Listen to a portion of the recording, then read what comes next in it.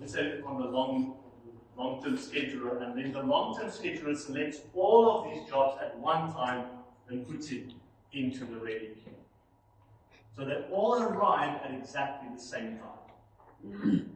Now, the scheduler has the opportunity to interrogate each process and say, how long are you going to run, how long are you going to run, how long are you going to run? Basically get some information and maybe make a decision on that. In this case, they will select the shortest job first. But you see there, arrival time 0 means that all at the same time. We'll talk about the predictable versions of this just now. In this case, it's very simple. Which one is the shortest one? D. D, how long does it run? 3. 3. And then it's A. B runs for 6. And then you've got C runs for 7. And B runs for 8.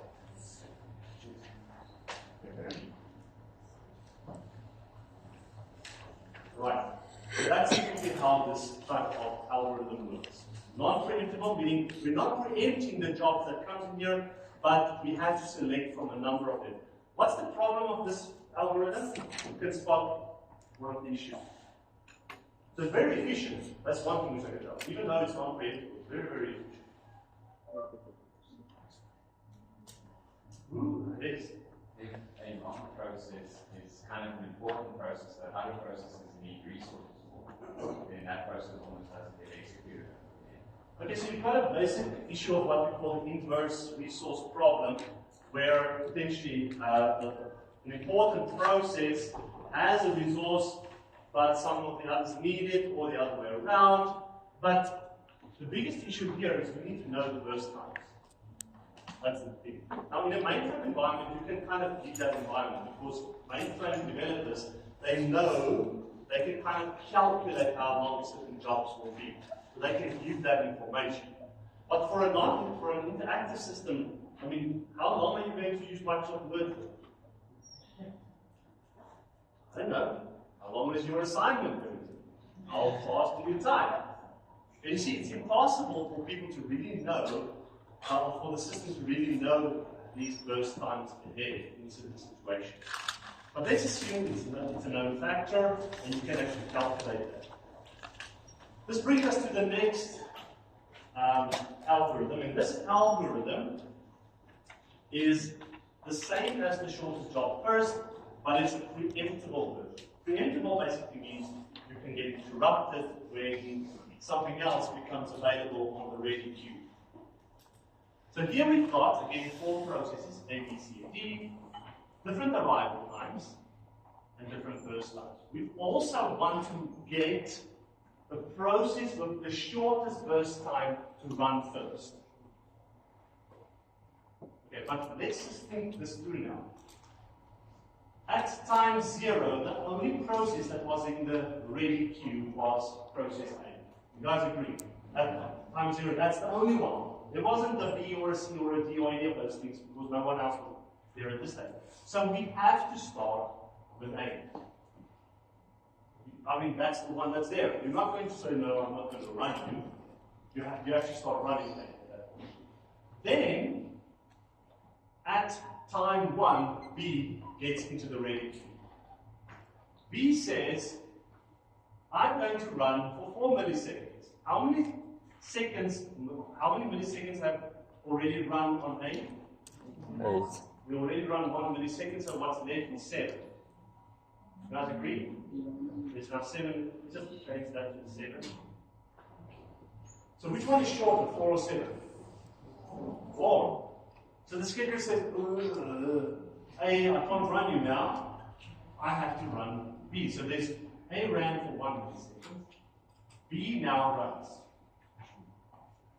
Now we get to time number 2. And C comes in, and there's 3 left here. You guys agree that we've used 1 millisecond from B before we get to this time 2. And we said this one is now 9 milliseconds that we're going to wait. Makes sense? Will we want to run C at this stage? No, because B is still the shortest one. Right, so we continue running B, and this now gets to 2 when we get to this time frame. We want to run D. 5, is 5 less than 2 at this stage? No, it's not. In fact, at this stage, we can already see, because only these 4 that ran, that B effectively ran for its full 4 milliseconds. So B basically takes up all the time in the system because that was the shortest job that then it's out of the door. Now that it's out of the door, which one is the next shortest? D. And remember, each of those blocks doesn't show milliseconds. Okay? So this isn't 0 milliseconds, and that's 1 millisecond, that's 2 milliseconds. 5 milliseconds have already passed when we get to D at this stage. That's why D is already on the queue at this point in time. So we can run D for how long? We basically run it for 5 milliseconds. There's D, 5 milliseconds. Next one, we run A again, 7, and then C for 9. Shortest remaining time, another name for it is the shortest process. So here the tricky thing is that a process, while it was in the red queue and already spent some time executing, could have been interrupted at that point in time. There's no, if the question doesn't say anything about a quantum, there's no such thing as quantum, but the schedule still ran because of someone that went from waiting to ready. That's why you have to be aware of this. Alright, so I just want to get my solution back into the values. That's how we do original values. Let's look at the next one. The next one is fairly self-explanatory. I'm sure you guys have heard about random drop and stuff before, including networking. In this case, we've got a queue, and processes, when they arrive at the queue, they are ordered in that order. However, when and the scheduler will select the one that's in front of the queue, run it.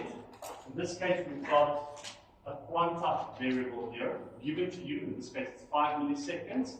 So we basically will run it, and once we ran it, it goes back at the end of the ready queue. That's the way that you should see this. So let's have a look. I've drawn it in such a way so it's already in the same order. So the first process that arrived was A, and then it was B, and then C, and then D. Hopefully that's clear. Next, you will see that A will start running for how long?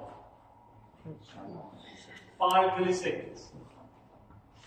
Gets interrupted. So let's just get this out. It's 19 minutes. Okay? Now, who's next on the queue? Because A is now at the back of the queue. Next is B. B runs for? Only 4. Remember, we said the scheduler gets invoked when, in this case, B might have gone and done some IO, maybe terminated, who knows, we don't care what that was the first time. That only 4 milliseconds. B is out of the picture now. Not in the queue anymore. It's not even, we don't have to put him back. Next, C obviously ran, or must run now, because that's the next one in the queue. For how long? 5. It cannot go longer than 5. How much time is left? 4 seconds. Then obviously D runs. 5. The D is out of the door because it finished. So the 2 that's left, the one that's now back in the front of the queue is A. A runs. How long? 5. And this goes down to 14. C then runs. 4. C is out of the door. So the only ones that's left is A. How long does it run? Only 5. Because what happens after 5 milliseconds? Scheduler kicks in. So make sure there can be no value greater than 5. Nothing can ever be greater than 5. If you've got a value that's greater than 5 there, little red cross. Right. 5.